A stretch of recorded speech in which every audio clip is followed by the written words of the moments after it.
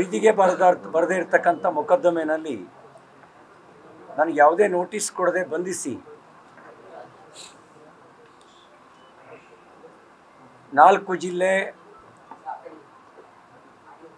50ಕ್ಕೂ ಹೆಚ್ಚು ಗ್ರಾಮಗಳು ಈ ರೀತಿ 11 ಗಂಟೆಗಳಿಗೂ ಹೆಚ್ಚು ಕಾಲ ಅಲೆದಾಡಿಸಿ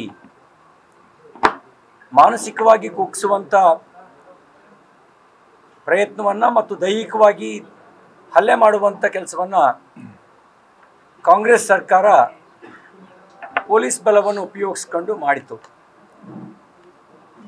ನಮ್ಮ ಪಾರ್ಟಿ, ನಮ್ಮ ರಾಜ್ಯಾಧ್ಯಕ್ಷರು, ನಮ್ಮ ವಿಪಕ್ಷದ ನಾಯಕರಾದಂಥ ಅಶೋಕ್ ಅವರು, ಚಲವಾದಿ ನಾರಾಯಣಸ್ವಾಮಿ ಅವರು, ಪಕ್ಷದ ಎಲ್ಲ ಮುಖಂಡರು, ಶಾಸಕರು, ಸಂಸತ್ ಸದಸ್ಯರು, ಸಾಮಾನ್ಯ ಕಾರ್ಯಕರ್ತರು ಈ ಸಂಕಷ್ಟ ಸಮಯದಲ್ಲಿ ಜೊತೆಗೆ ನಿಂತು ಆತ್ಮಸ್ಥೈರ್ಯವನ್ನು ತುಂಬೋದ್ರ ಜೊತೆಗೆ ನಿಮ್ಮ ಜೊತೆಗೆ ನಾವಿದ್ದೀವಿ ಎನ್ನುವಂಥ ಒಂದು ಸಂದೇಶವನ್ನು ಕೊಟ್ಟಿದ್ದಾರೆ.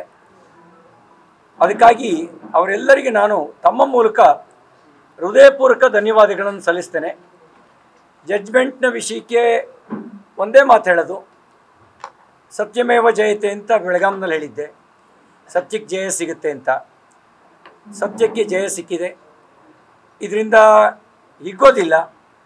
ಕಾಂಗ್ರೆಸ್ಸು ಪೊಲೀಸ್ ಬಲವನ್ನು ದುರ್ಬಳಕೆ ಮಾಡಿಕೊಂಡು ಕುಗ್ಗಿಸೋ ಪ್ರಯತ್ನ ಮಾಡಿದರೆ ಅದು ಕುಗ್ಗೋದು ಇಲ್ಲ. ಅವ್ರಿಗೆ ಒಂದು ಮಾತು ಹೇಳಕ್ಕೆ ಬಯಸ್ತೇನೆ, ನೀವೀಗೇನು ನಿನ್ನೆ ಪ್ರಯೋಗ ಮಾಡಿದ್ರಿ ಅದನ್ನು 35 ವರ್ಷದಿಂದಲೇ ನಾವು ಅನುಭವಿಸಿದ್ದೀವಿ. ಆ ಅನುಭವಿಸಿಯೇ ಆ ಸಂಕಷ್ಟದಿಂದಲೇ ಹೋರಾಟ ಮಾಡ್ಕೊಂಡು ಗಟ್ಟಿಯಾಗಿದ್ದೀವಿ. ನೀವು ಕೊಡೋ ತೊಂದರೆ ಇನ್ನಷ್ಟು ಹೋರಾಟ ಮಾಡೋ ಶಕ್ತಿ ಕೊಡುತ್ತೆ. ನಮ್ಮ ಕಾರ್ಯಕರ್ತರು ಸಂಕಷ್ಟದಲ್ಲಿದ್ದಾಗ ಅವ್ರ ನೆರವಿಗೆ ಬಂದು ಅವ್ರ ಋಣ ತೀರಿಸೋ ಕೆಲಸ ಮಾಡ್ತೀವಿ ಅಂತ ಅಷ್ಟೇ ಮಾತನ್ನು ಹೇಳಿ ಇನ್ನು ಉಳಿದ ವಿಷಯವನ್ನು ನಿಧಾನಕ್ಕೆ ಮಾತಾಡ್ತೀನಿ. ಎಲ್ರಿಗೂ ಧನ್ಯವಾದ. ನ್ಯೂಸ್ ಫಸ್ಟ್ ನಿರ್ಭೀತಿಯಿಂದ ನಿಮ್ಮ ಪರವಾಗಿ.